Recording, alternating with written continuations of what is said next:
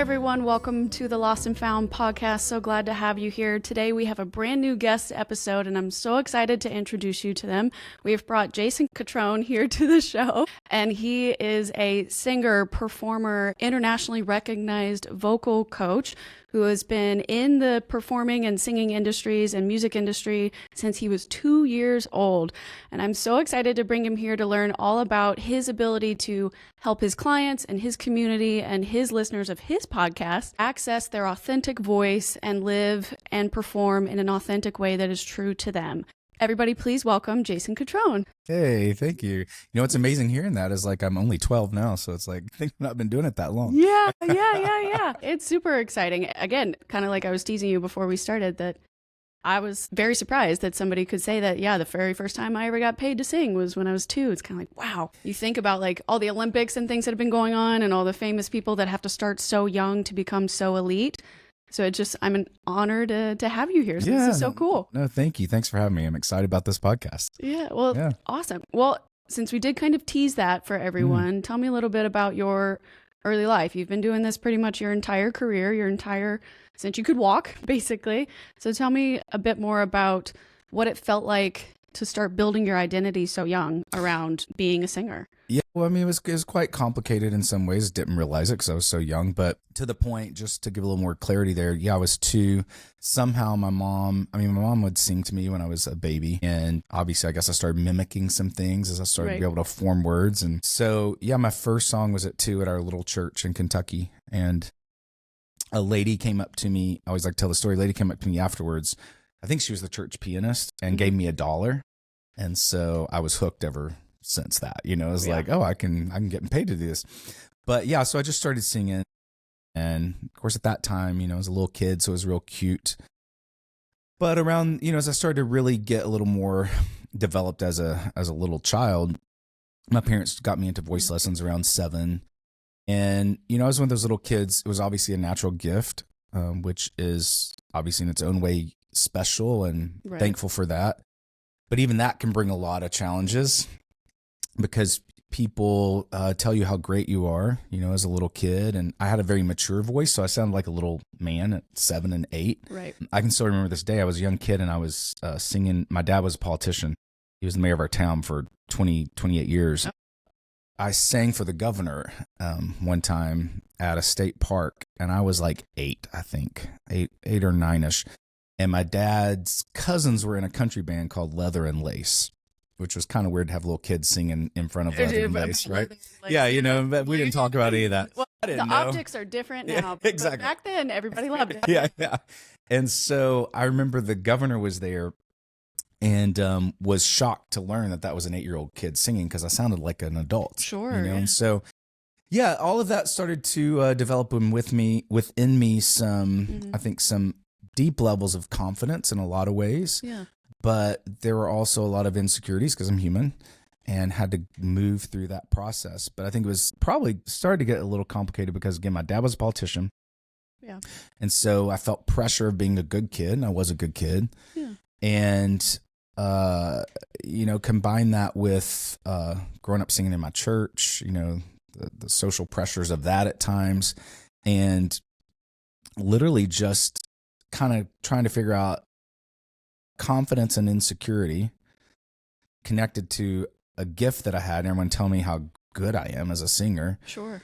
And so there were a lot of areas for me to, let's say, develop false sense of securities because the stage became a playground. Off the stage, it was, so I guess what I'm really trying to say is I learned to be a performer really early on, both on stage and off stage, and thankful to this day for it, obviously, because it's brought me to where I am today. But the early days were, like all of us, they're tricky and interesting. Mine just happened to be, in front of a lot of people usually.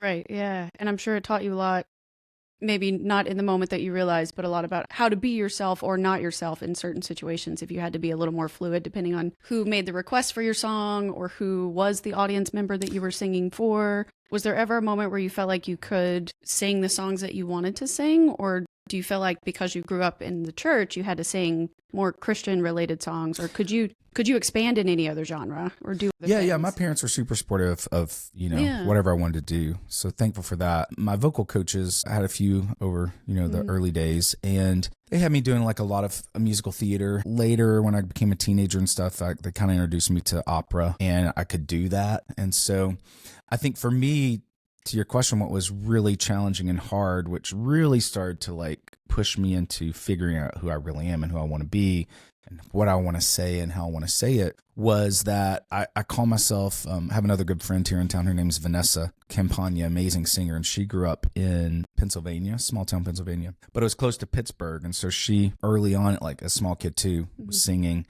with symphonies and orchestras. And Marvin Hamlish, an amazing composer, one of the greatest of all time, found her as a little kid. And so I call her and I quarter kids because we could do almost anything vocally, because we were just naturally gifted in singing. So it was like, put a corner in her back and just tell us what to do and we'll put on a show, So again, that's fun. It's really fun for the adults. Yeah. But what happens when a lot of times with kids who excel at something like singing, because it's so difficult and mysterious, the voice doesn't have nerve endings. So we can't really feel the voice. So it's a completely abstract art form. Like, what is your voice? You can't feel it right now. Sure. You can't touch it. You can't see it. No, we can hear it, but that can lead us into many different, thought about it like that before. Yeah. Is that why it sounds so weird to hear yourself back 100%. in a recording? Yeah. I think I sound a certain way when I'm talking right now, and then I'll get the feedback from the podcast, and I'm like, is that really? No, yeah, totally. And that takes a little time for you to bring what you have always heard for so long to what you actually hear recorded. Eventually, those kind of come in line together where it doesn't shock you anymore. It's like, oh, that is what I sound like. That's me. Yeah. Yeah, but at first we hear a little different than what's what we think it's actually like. And so, yeah, I mean, that's part of it. The voice is also one of the only things, I think it can be the only thing that we do, especially in a performative kind of way, that's directly connected to our psyche. So, if I'm a guitar player, I can put the guitar down and I can go be a dad or be a banker or whatever else at the same time. But a singer or a speaker or just a human, our voice is always with us. And that's why it gets tricky as we start to become developed and our brains develop and we become self-aware. All the problems start to come in and the insecurities. Yeah. And so, for me, back to your question, it was really a process of who am I really as a singer? I can sing and I know I'm a singer. I know I can perform. I'm a performer. But I grew up as the quarter kid always singing other people's songs, right? And that was like musical theater again in church. Right. And so I didn't feel as a kid and teenager, I was really insecure about songwriting. I mean, really wasn't honestly exposed to it. So it wasn't a natural progression to like, I want to write songs. And again, I just had people sing this and sing that and sing that. And even at that time, I mean, it was normal for great singers to sing other people's songs. That's really, of course. And it still is. Yeah. It still is. Yes. But, in like, again, you take the 90s with Mariah and Whitney and Celine and all those people. I mean, these great voices, powerhouse vocals that I'm just like, oh my gosh, they're all amazing. They're singing other people's songs. So it didn't even really hit me that, oh, you should do songwriting too. So, for me, that process really was, who do I want to be as an artist and a performer? And what do I want to say and how do I want to say it? And that for me was a little longer process than I think maybe a lot of artists, because as I said, I just was singing everybody else's stuff and I loved it. Was there ever a moment, you've mentioned a couple of times, just various moments where you've had insecurities with developing your own voice or becoming a singer through that process as a young kid, but was there ever a moment in your career where you're kind of thinking, I like doing this, but I don't know if I can make it my life? Or did you ever just performing in general? Right. Yeah. Were you ever worried like, okay, like I really like this, but is singing my path? Is being a performer my true path? Or should I have been a scientist? Should I have done these certain other? Yeah, no, I mean, for sure. I think every creative goes through that, and especially artists, singers. On one hand, it's the universe challenging us to greatness, because I fully believe that a person using their human voice, especially with music attached to it, is one of the greatest things on the planet. To me, it's the same thing as like we're in front of the Grand Tetons and we're like, wow, how does Yeah, it takes your breath away. Takes your breath away, right? Yeah. And so that's what happens when someone uses their voice. I think it's also the same reason why we can live near the ocean, live in California for 9 years. I love the ocean. Yeah. And I didn't go all the time, though. I took it for granted. And we all do that with our own voices. We do that with music. You know, music is one of the only commodities that I say we sell for free. And everyone just expects free music today. It's like, you want me to go spend $100,000 on a record, but you get it for free to stream it. Mm-hmm. Well, that's on Apple or Spotify. That's crazy, right? Why would I go get the CD or the Yeah. So it's you know, those are very complex ideas that I just threw in there. But you know, I think every artist, me personally or included, had to go through this process of, is this what I really want to do? Is this what I'm meant to do? And again, I can still remember the struggle and the pain, especially because, as I said, I was an artist still trying to figure out, who am I as an artist? I've always sang all these other people's songs. And so in college, I started at a school in Kentucky and thought I was going to be a dermatologist.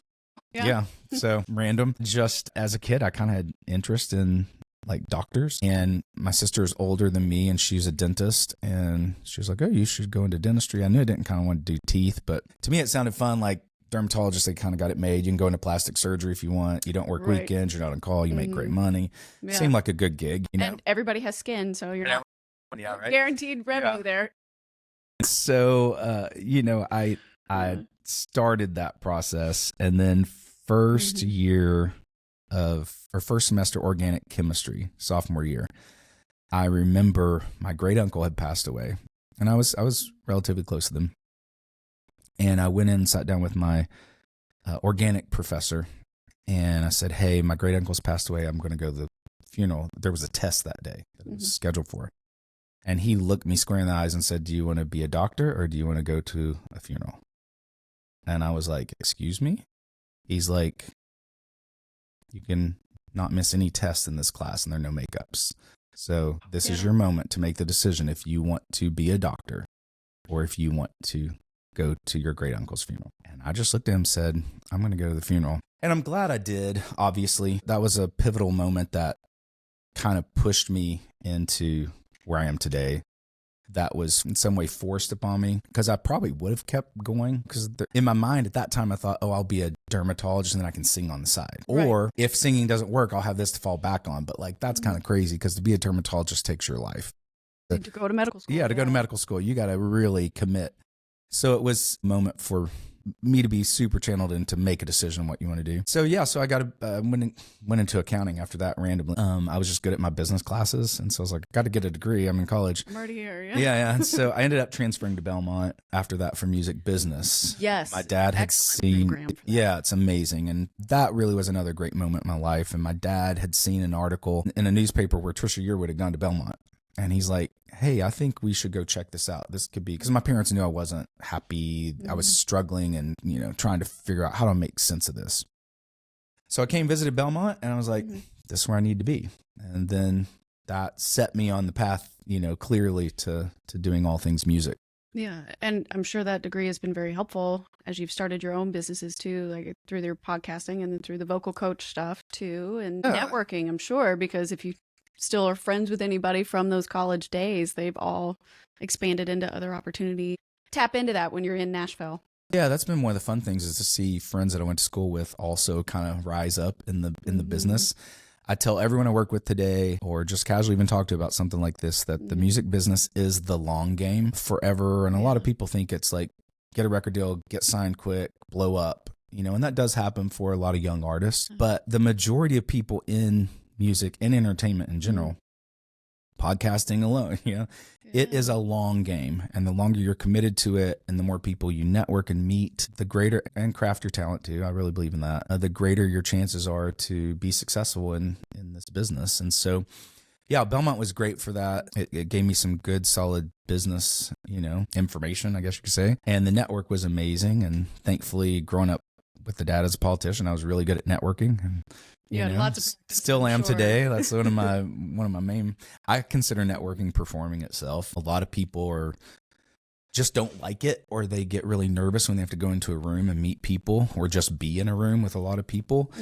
And I like to see it as a challenge and a game, and a performance and just have fun with it, because it's fun to meet new people and hear their stories. Right. And take the pressure off yourself and just go have fun. Yeah. At a minimum, you met interesting people. And if not, then you realize, okay, I don't need to go back to that event. Or talk to that person again. Yes. Yeah. If they've never met you before, they'll never see you again. It doesn't Exactly. totally. Yeah. I think that's the hardest part about kind of, we were talking a little bit before why you want to reach out to certain younger generations is to help them realize that nobody cares as much as you care about yourself. Nobody's paying attention to you. Everybody's dealing with their own stuff. And that was one of the things I learned about in my own public speaking classes in college. And I studied intelligence and security studies. So one of our classes was like a briefing class. You had to pretend the professor was ahead of a certain agency or something like that. And they gave you an assignment. And then the night before, you'd have to come back in and be able to brief it quickly and retain all the information. And you had to have a certain level of attention, and they would interrupt you and ask questions and practice like trying to throw you off. And you had to have the ability to pick it back up. Yeah. It was horribly difficult. The first one I ever did, I thought I was going to throw up. Like I was so nervous. But then when they gave you the feedback at the end, they were like, we were so impressed. You remembered all the information. You did a great job. And I was like, really? Because I thought I blacked out. But the truth was they weren't looking at the zit on my face. They weren't thinking about me stuttering. They were trying to figure out, can she deliver what we've asked her to deliver? And the answer was yes. And so like, I guess trying to flip the switch on you worrying so much about what other people think of you is like one of the hardest obstacles to get over first. Because as soon as you don't care, you can be yourself. You're way more relaxed. People are attracted to that kind of vibe and they remember you better, right? Yeah. Because they're kind of like, oh, Jason, he's that guy that told me this story, or he's that guy that he introduced me to this other person. I have an opportunity for him. I really think he'd be a good fit. And they come back and they call you because of how you've made them feel, not necessarily what you wore, what you look like, or any of that. Exactly. And, someone told me not long ago that, that the energy of our person and our heart beat, I think it was like it projects 5 feet in front of us. Yes. So when you walk into a room, it's why you can sense someone's energy, especially like pets can do that, right? Yes. Dogs, especially, or horses, Yeah. they're very in tune with a person's energy. And so, what we're saying here really is no matter where you are on your path or your chart or demographic or age group, anything, it really is this process of finding a way for you to understand the depths of your humanity and accept it. Sure. And then just find a way to step into your confidence and communicate well and love people well and just be yourself. And it's amazing when you start to do that. You've experienced it. I've experienced it. We've also experienced the other side of it, but it's amazing how, again, just the flows of energy and the universe itself brings together things that sometimes can seem happenstantial or wow, I can't believe that happened. But it really was a moment that was supposed to happen and align for you and for that other person so that, again, something great can happen. And I think we're all on a path of greatness if we allow ourselves to trust that and just step into it and not be intimidated by even hearing someone like me say the word greatness, because I think great things happen every day, whether I want to be a part of it or not, because there are people who do. And even outside of that, I think the world has to keep spinning and I'm not controlling it. No, right. So I can either be a part of the good parts of what's happening in the world, or I can be part of the negative and the bad. And I'm choosing personally to be part of the great and the good and to help people, again, be confident and secure and communicate well and love well. Because that, to me, especially if you cover that with music, you can change the world. Well, and I know that I'm sure you talk about this with your clients too, and kind of like what you said earlier, when you have that moment with music, there's certain songs that evoke certain memories, and there's certain songs that evoke certain emotions when you feel them and listen to them. And that I really, not that my listeners don't already know this, but I really enjoy like reggaeton and Spanish rap. Cool. Super into, I did some Latin American studies as well in school, but even though I don't understand things that are being said all the time, you can hear the emotion that's put behind the music, and it can evoke a memory or things like that for you and stuff. And so I appreciate the fact that you are trying to pull the creativity and connect your clients to that, because if they can live in that creative flow, that's where they're going to make that connection to someone. And they may not even be able to visualize who that song is for right now, but if you can point yourself in that direction, I totally think that that's what makes an epic song, is because you're writing it for the person that you're trying to connect with in that moment. Well, yeah. And think about how interesting and fascinating it becomes when you as an artist step into your space of honesty and authenticity and vulnerability and allow yourself to write in that space. If you write, to allow yourself to record in that space and allow yourself to perform in that space, that's when a song can land. You know, anyone in music will tell you that, especially in today's space, I can take an artist that's just okay as a singer, and we can go in the studio and we can make a song really happen. Sure. You know, it can be great. There's a lot of tools of the trade now, but there's one button that still does not exist, and it never will. And that's the button of emotion. And it's one of the big debates right now with AI and music and all that. And so it is the magical quotient of music itself when a song can be written 100 years ago and it can still move people today and speak to each of us individually and uniquely. That's the power of music. And that's why I personally believe it is the greatest art form on planet Earth. And I say that confidently because without music, we wouldn't have birds chirping, cats wouldn't meow, dogs wouldn't bark, humans wouldn't cry. Yeah.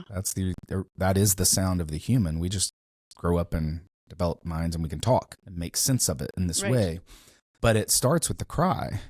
And that is music. And without it, it would be a silent world. Can you imagine?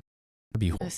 Yeah. You know, and no shade to like any of my actor friends out there or comedians or anything else, but we don't spend our days watching actors or we don't go to restaurants and there's, you know, performers in front of us. There's always music. But even individuals that happen to be deaf, they can feel the sound waves. And so like that vibration still gives them a sensation of an emotion in some way. And they can even still interact that way. But total silence, I can't even imagine. Can't imagine, right? No. And so this concept of emotion and how it connects us and it moves us, you know, and of course there are many variables. That's like, I've always been really fascinated, especially a few friends that are deep in the art world. There have been a few times I've seen paintings and it's just like really moved me, but it's not normal. But I have a few friends that just like, you know, they can stand in front of many paintings and feel so many things and be, you know, it's a little more complicated in my mind, but actually certain forms of music are that way for people. A lot of people don't get jazz, but you know, but jazz is one of the most emotional forms of music of all, and it's also very free. That's a great jazz players. You know, they free flow up there, and that blows my mind. I would love to be able to do that. Yeah, almost like improv for musicians. Totally, and in all honesty, most of the music I listen to is classical and jazz. Oh, yeah, because it's I feel and I move, and I don't have to be focused on words most of the time. Sometimes you do, obviously, but it's also complex. And so I think I spend a lot of my days working in commercial music now, so it's something different that I can still enjoy the art form, but it's just not what I spend my days working in, you know? So, Yeah. And I don't think I ever answered this question a minute ago, but through that process of trying to figure out who I am as an artist and a performer, it was interesting because I still today am more confident than I've ever been in who I am as an artist. I spent 10 years traveling with a group around the world called Tenore, and we were 3 tenors. We were based out of Victoria, British Columbia, and our founder had put a group together called The Tenors, and so we were her second group, and before that I was just doing my own music, and so I joined that group around 2010 and traveled with them till 2018. And it was some of the most amazing times of my life because just playing these amazing halls, but the music, and again, it was all other people's songs. We never wrote one song together as a group. And so through that process, and even before leading up to that, trying to really find my identity as an artist, I realized that, no, I am an interpreter of the great songbooks, be that the American songbook, the country songbook. I could take any songbook, but that's what I grew up doing. I found my confidence in it, and eventually I found my personal artistic identity in that. And I had a friend one time, big Broadway guy, and we were doing a workshop together in Phoenix, and we were in the pool, and I was telling him about some new stuff. I'd started this new record, or was getting ready to, where I take the country songbook and give it big band style. So new life. Yeah, new life, right? And he's like, you know what? Your thing is actually, and it's everything you do. It's not just your music. He's like, you take the old and make it new. And when he said that, I was like, oh my gosh, that's exactly what I do. That's what I've been. And that's what I've been trying to figure out. It clicks, You know, it's another little light bulb that went yeah. off, you know? And so to all my artist friends out there, regardless of what you're doing, your beginnings help identify the path you're starting on. But as you're really trying to find your thing, it can be someone else's art form that you bring into your own realm and reality. Right. Or it can be something you create on your own. And again, I think that's one of the most beautiful things about music, that it always can find new life. Yeah. And I like that you're giving distinction to both, but credit to both too. Because I know sometimes some people might be like, well, am I really an artist because I'm just repeating what people have already done? Or can I only be a true artist if I'm making creativity directly from me? Yes. But there are two paths in the industry. You can be successful in both, and you can be proud of both as well. 100%. Like, you shouldn't disregard yourself if you are covering other things that have been done, but you can always, like you said, in what you do now, you can put a twist on the original. Yeah, totally. And you know what? I think that's what you're talking about is a little connected to the ego, I think, of the artist. And I think it's really easy for an artist who's writing their own stuff and making records and doing their thing to maybe look down. And I've done this. I don't know if I want to say look down, but to look differently upon I'm on vacation in Florida and I go to the Florida Fish House at 30A and there's a guy up there with a guitar singing and he's singing other people's songs. And it would be easy for me to look at that person and be like, I wonder what their story is. Did they not make it? Or, you know, gosh, I feel bad for them if that's all they get to do. Sure. Let me tell you something real quick. 3 years ago, I got invited to play at this private members yacht club in the Bahamas for Christmas. And I thought it was going to be, I'm going to go and do my Christmas show. It's going to be amazing. And well, no, it wasn't that at all. Okay. I did an hour show of what I wanted to do, but I did 3 shows, 2 at the restaurant and 1 at the beach bar. I'd never done that in my life. Wow. And so you became the guy. I became the guy. And I took one of my piano players with me. And I don't know that I've ever been more nervous or uncomfortable. It wasn't really a nervousness. It was a very awkward uncomfortability.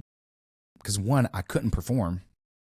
I'm a performer because it was not about performance. It was about setting a mood and complimenting the dinner and the space and the moment that people were paying money to be at. They weren't there to see a show. They're there to just be and just drink be. and have fun. I'd never done that in my life. And it was so complicated and hard for me to put my brain around that. And even for me to figure out how to sing those songs differently so it wasn't this performance. And I walked away from that with a huge respect for any artist. Now I go down on Broadway and I have mad respect. Oh, for guys, what men they and do. women that are down there, the teenagers that are down there. Oh my gosh. I've always had respect for their musicianship and for their dedication and their ability to do it night after night after night, but it is its own art form. So, and you know, back to that point, I do know a guy that plays the Fish House and he makes crazy money, more than most musicians I know. And he plays all over that Florida region. And so anyone can find their own space in music, and success again is about being able to do it. Right. Yeah. You know? It's not about 10 million records. It can be, but it doesn't have to. Yeah, if that's how you're trying to measure it. Yeah. So you just shared a story when you possibly, misjudged another individual. Has there been a moment in your career where somebody misjudged you? Probably all the time. Based on what they saw or what they assumed you could or could not do. Oh, well, yeah, for sure. I remember when I was, after Belmont, after college, I did for a few years, I think it was about 3 years, I worked at a management company just as a day-to-day management guy, which is really great because I learned all the ins and outs of the music business hands-on. I've been at Belmont, been at school, again, through a connection there, a friend I was in school with, we were in a choir together, recommended me, he was working at this company, they needed another person. So that worked out. But I knew it still wasn't what I wanted to do. I wasn't really out to just be a manager at that point. I still had this creative bug. And so around maybe a few years before that, a guy named Josh Groban had really blown up on the music scene. And that was one of the first times in my life where I was like, wait, that's me. That's me. And part of me was like, that should be me. And now I still see him like doing something like, dang it, that should have been me. He made a lot of money and a lot of records. It's a lot of fans, right? So many moments. And you're kind of like, yeah. Well, you know what's really funny in an interesting way? This is like talking about like how energy and God, the universe can connect us to the path we're really supposed to be on.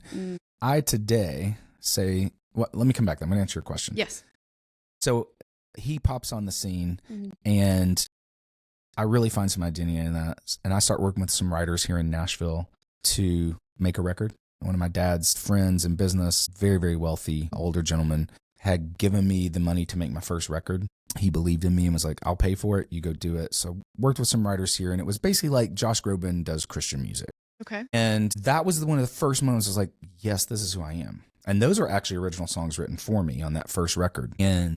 But I'm singing Josh Groban stuff and Andrea Bocelli. And, there's all these people start coming out in this genre called popra, which is like pop music fused with classical music, and it can be one or the other or both. So I know that's happening, and I'm like, this is me, this is it. I leave the management job, and those few years of doing the Christian circuit, I did a lot of women's events, senior adult events, every huge church you can think of. Sure. Fun story. Another pivotal moment where my boss in the management company was like, hey, I want you to go deeper. I really like you. You're doing great work with us, and I want you to kind of be my right hand, but it means you're just going to do this. I'm like, dang it, here's another big decision. So I said no to it. I didn't know what was going to happen because that was the end of that job and I didn't have anything else. And the very next day I get a phone call from this lady. This is in like 2006 or 7. I forget exactly. I get a phone call. I'm sitting at home. What am I going to do? And it's this lady, and she's like, hello, Jason, this is Neva Pinner with the Crystal Cathedral. It's a huge, Crystal Cathedral at the time was a massive church in Orange County, California. And it started in the 50s as like a drive-in church. And it became, you've probably seen it, it's a big glass church. It was on TV every weekend called The Hour of Power. It was a TV show in a church. And the TV show's still on. It's one of the longest running TV shows in history. But they would have on music guests, they'd have authors, actors, the pastor, the Schulers, they're very connected with the entertainment business. And so she's like, hey, we want you to come sing at the Crystal Cathedral and be on the Hour of Power. I was like, okay, how do you know me? And she's like, well, a good friend of yours, a lady named Ruth Graham, who was Billy Graham's daughter, had given them my CD in the summer. And this was in the fall. And she was like, if you ever need a guest, my friend Jason would be. I'd done a couple events with Ruth. She's like, he'd be perfect for your program and for the church. Of course. She's like, your friend Ruth told us about you, and we have an opening in 2 weeks. Could you do it? I said yes. I fly out there, and again, you record early Sunday morning. You film all the shows. They did like 3 services. I remember looking out 6 a.m. They sent a car, and I could see the cathedral in front of me down the road. It's by Disney. I'm like, what have I got myself into? Because it's me with full orchestra on the TV show, and I'm like, I've done things before, but like, where did this come? Yeah, I'm just like, what's live event? Yeah, what's going on? Yeah, it's a lot. So I did the performance. It aired a couple weeks later. I sold, because at that time we were, pawning CDs out of our back car everywhere, and I sold more CDs after that TV show performed. I made more money in that one day than I'd made any year before. Did it feel like? Was that your breakthrough moment, you think, or no? It was one of them for sure, because it definitely put me on a musical map. It definitely opened me up to all the conferences and events and churches that I was playing at, and brought me a manager at that time that I worked closely with. I think it was obviously a huge exclamation point of confidence of like, you're doing the right thing. Go this direction. It was also another point of like, yes, this is who you are musically. It's okay to sing like this. Yeah. Because I grew up thinking I need to be a pop singer or a rock singer. And it's like, no, I sing these big, pretty songs. I'm a crooner.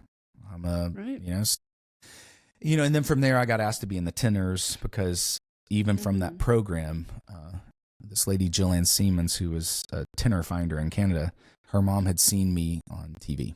And so I got a phone call a few years later about that group. And so, it's looking back, we can connect these dots, right? But that's not as easy in the moment to do. No, especially when you had just given up on an opportunity that could have been very lucrative too, and you had to trust your gut and go, that's not the right thing. Yes, and it's hard for all of us at any space we're in. I think it's sometimes even extra hard when you're like a creative and you don't know where your next dollar is going to come from. And you do have to trust those moments and lean into what I think. You lean into the divine, and you lean into your drive, and you lean into trusting the path that's there for you. Because I really believe there's a path for all of us. Yeah. And we can fall off of it, or we can just bow up and stop it. But I think if we trust, we can find that beautiful greatness that I mentioned earlier. Right. That really is uniquely for us individually. Yeah. You've talked a little bit in other interviews in the past about like having moments in your life where you did lose connection to your creativity and your path. You almost wanted to give up creatively. Could you kind of walk us through? You talking about yesterday? Or you talking about- and you can talk about yesterday if you want to talk about yesterday. I've been here for a week, and last week I kind of had a little bit of a breakdown about like, is this really it? Am I actually spending all this money, all this time into this show? Is this really going to work? Like, nobody in your family's in entertainment or media. Like, you've already pivoted really far away from national security. Like, does this even make sense? Like, kind of a thing. And like, how am I ever going to find my way back, or like find my purpose, which is part of the whole concept of the show, right? I'm lost and I'm trying to get found, and I want to meet people and interview people that can either help the listeners do that or help me do that. So I selfishly kind of started the show to process it for me. Yeah. But it's going well so far, but I'm just curious if there was ever a moment for you. Everybody's always doubting themselves, but was there a creative obstacle for you, and how did you kind of reconcile those feelings and decide, no, I'm not going to give up. I am going to stay the course? Yeah, well, I think they happen in different chapters of life. And, you know, when it comes to what we're talking about here, specifically with our unique arena in society, when it comes to having any sort of visual recognition attached to it, you know, which will create in some level celebrity, I think you're constantly going to be facing the ups and downs of, am I doing the right thing? Do I need to give up? And then there will be moments where it's like a big stake gets dropped down in the road.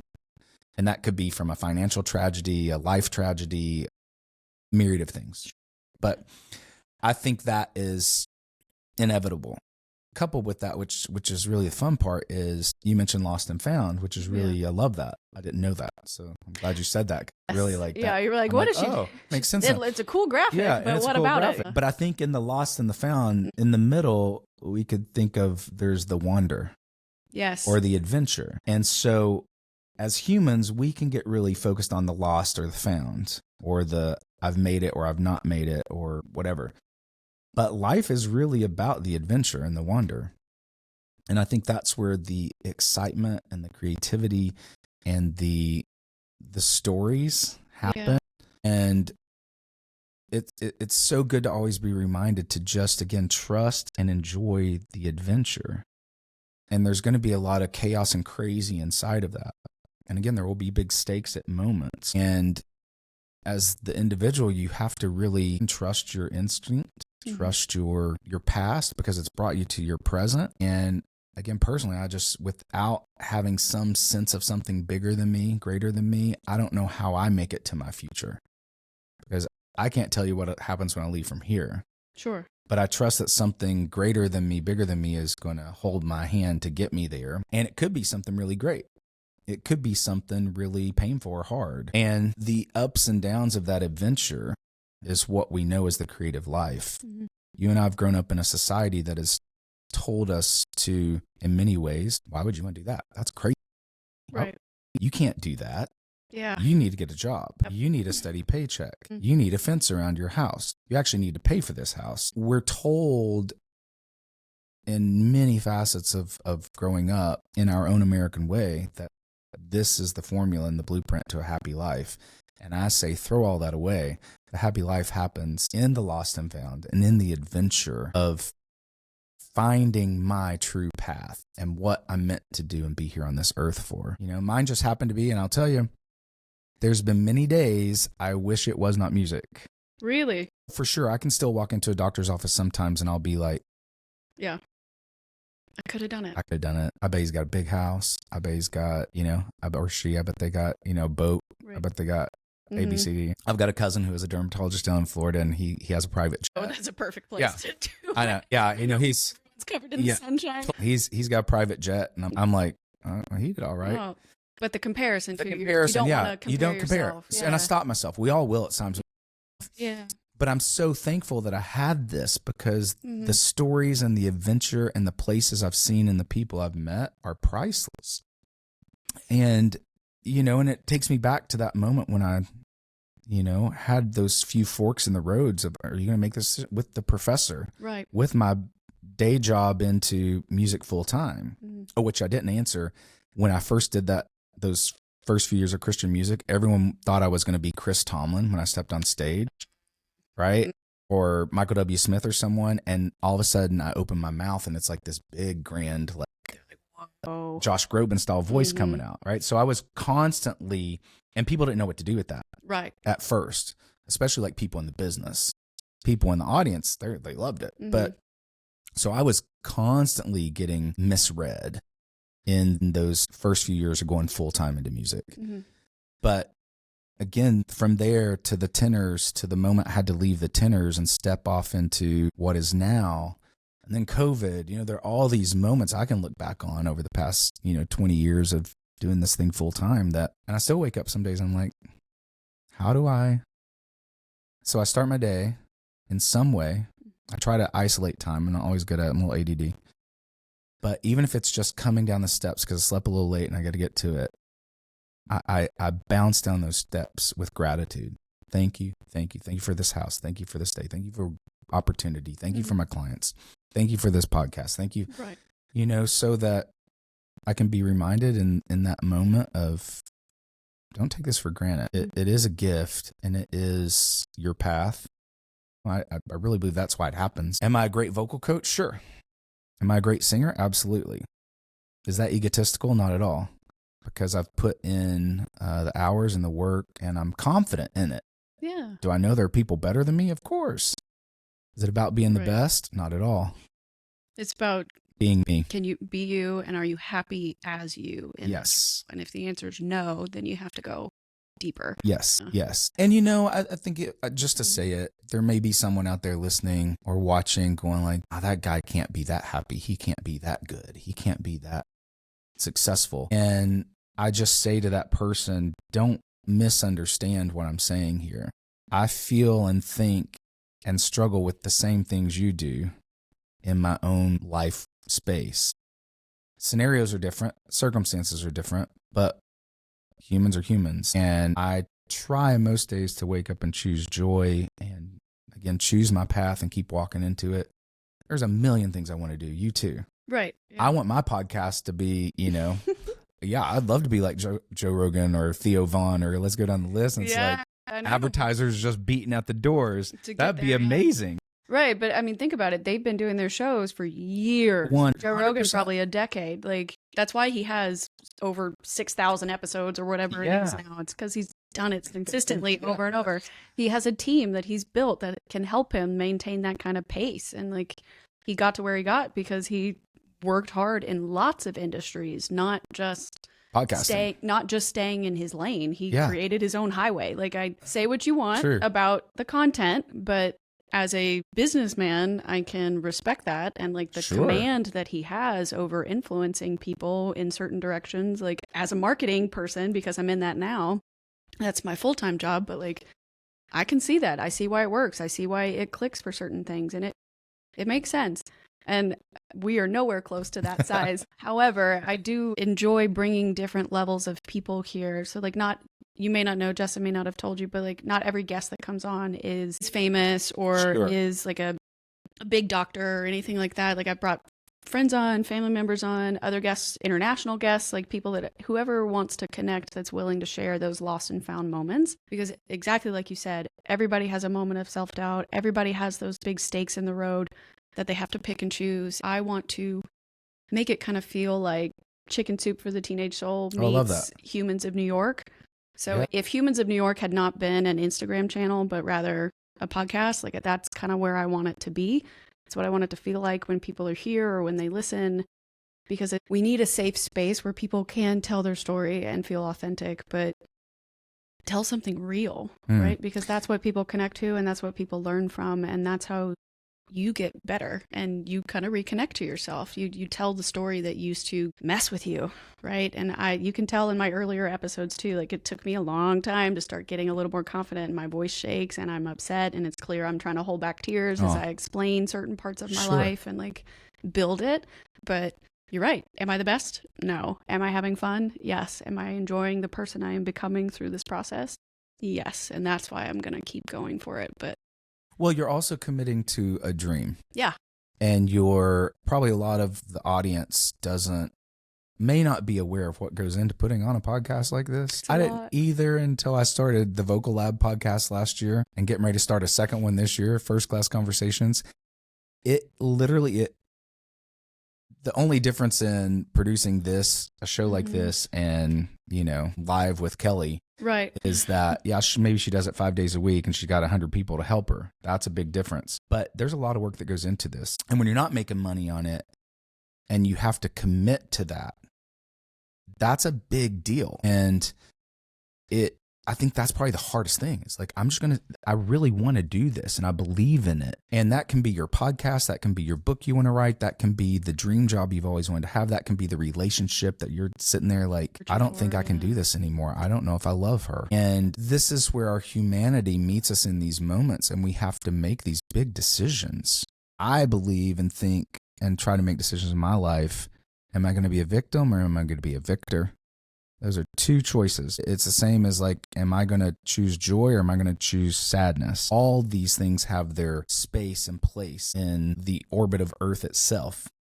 But clearly, joy is the choice we want to make most days. Right. Get through the sadness. Be sad if someone dies or you lose your job or, something didn't materialize or someone harms you. But I'm always empowered by... in moments where I can't make a big decision, sometimes I have like decision making deer in headlights kind of things and wish I was more decisive. In a weird way, I don't know why I ever did this other than I love like World War II movies and history. I just think it fascinates me how the world came together and crushed something bad and continued to exist. And so I think of like, gosh, can you imagine being Winston Churchill? Again, a lot of people probably don't like him. Doesn't matter. He made a decision alone that changed history forever. And he had to make that decision. I'm going to send all these young men into battle and most of them may not come back. Right. And I'm just trying to make a decision. Do I want to keep doing this podcast and will I be a failure or, you know what I'm saying? Like that puts it all into perspective. So I try to think of moments like that. That's just one that will pop into my head. Or I think about one of my favorite stories of all time is Nelson Mandela. And, he was imprisoned for, I think, almost 25 years. And he was beat every day. And they marched him ball and chain from his little prison cell. I've been there on Robben Island in South Africa. Marched him from his prison cell out to this little courtyard with other prisoners. And the guards would beat them, urinate on them, spit on them. And they would get a big rock every day. They'd go get it. They had to walk, this thing is like several miles down to this quarry, get a big rock, carry it back, sit in this little courtyard, and with the axe and chisel, chip to gravels. And then they have to walk back and dump it and come back, all the while being tormented and tortured. For 25 years, he does this, gets out of prison through the series of events, and then becomes president of South Africa. And on Inauguration Day in front of his country, he delivers a speech on freedom and forgiveness. And guess who he invited to sit right next to him at his inauguration speech? I would assume his prison guard. The prison guard who beat him every day. I mean, the power in that. And so I remember these moments. If I'm having a hard time forgiving someone who's hurt me, and it doesn't mean I have to be friends with them again, but the power that pain can hold on me, or the negativity, I have to in some way work through that place of forgiveness in my own space so that I can keep walking into joy, gratitude, more forgiveness, and ability to wake up and push into the podcast or into coaching other artists who need a lot from me, or standing on a stage and just delivering a performance that can just really inspire and elevate people at every generation age. That's one thing I love about my music. It crosses generations and it inspires. This can change the world. Yeah. And this can help people be lost and find their found, and this is what we do together to kind of inspire and, really hopefully just help people make it through the hard days. Because again, hear me say, it is hard out there, you all people. Yeah. You know it. I know it. I'm not pretending nothing. I'm not pretending nothing. Openly admitting like some of the next few solo episodes are going to be a little rough because it's going to be all the things I've been thinking about and holding in for a while. And I'm kind of like, all right, I got to go talk about this, and this because it's been on my mind. And that's part of the healing process. Yes. That's part of the finding yourself. Yeah. No, and that's a whole other subset of the show. What do you do for your clients, though? Because you have shared so much wisdom with us on this episode, and I am very grateful for that and for your honesty and your openness to this concept as well, because it's not an easy thing to talk about. For your clients that you might have that come in who are possibly struggling with their identity, maybe they are struggling with their authentic voice, or whether or not they're like, I've paid for a coach, but this is just I'm not breaking through. This doesn't.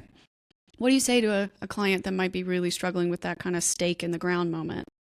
Yeah, I mean, that's really tricky because, even in my unique space of vocal coaching, the new platform I'm starting, First Class Conversations, will be, as I told you coming in, it's like confidence and communication coaching. So that will be a little more like a life coach, but it's all built around helping someone understand and accept their person, because we all have a voice, again, literally and figuratively. How do we use it for the world?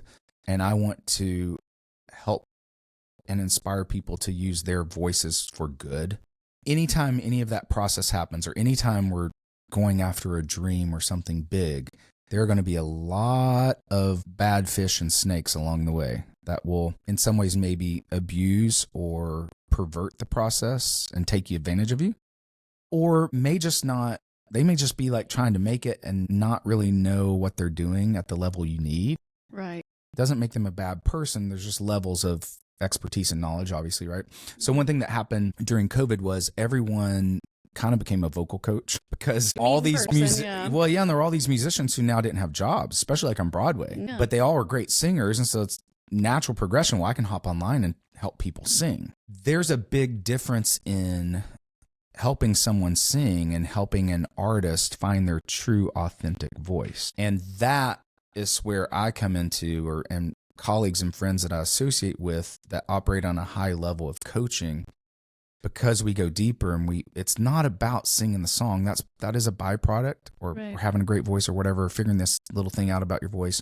It's really balancing the person of mind, body, soul, of the emotional, the physical, the psychological, the mental, and the spiritual, whatever that is to the person. And all of those have to be spoken into and balanced at times so that you can, again, be your most authentic, honest version of yourself, so you can do your art and move people, all that. So, there, again, to your question, it can be challenging at times when someone's had bad experiences with that and get introduced to someone like me, and then maybe they see how much I charge for that service, and they're like, or even people looking at it like, I'll just go over here because I can pay this person, this smaller quality amount. Over quantity doesn't always match at all. And, and I'm a big believer too, that I'm not here to work with every person and every singer and every artist, especially on the one-on-one. There's a deep connection that happens there between the two of us that becomes more of it takes on really a role of, again, coach for sure, mentor, advisor,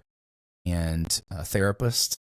There's a lot of times in sessions I'll just, I have an electric keyboard, so I'll just turn the button off and pull out the box of Kleenex. Like, what's up? Your voice is tight. What's going on? I can tell. What are you thinking? You walked in here. There's something wrong with you. Got in a big fight with my boyfriend last night, and I just don't want to sing the song anymore. I mean, because all this stuff finds its way there, right? Oh, yeah. It comes to the surface. So, I guess maybe the clearest answer to what you asked was don't be defeated by bad characters or unfortunate relationships or situationships in your past. There probably was some good things that coach was trying to help you for, but now you're at a level that you need someone different. And the challenge is finding that person, of course. But it's one reason I don't really advertise my vocal services. I have, of course, all the social media stuff, I have a website, but I'm not actively spending money advertising. I firmly believe that I'm meant to work one-on-one with the people I'm supposed to work with, because there's that bigger purpose there. Right. I'm not just here to help them be a good singer, part of it. And again, at the end of the day, I'm here to really help people be confident, communicate well, and be a good person. Yeah. Yeah. I love that. I think that's all really good, sage advice, even if you're not a singer. Well, Jason, this has been so much fun. I feel like we've really connected and I've learned a lot from you. Please let everybody know how they can find you if they do want to work with you in the future or they want to join your next project. Yeah. Learn how to do more, get better with the public speaking. Sorry, hit the microphone.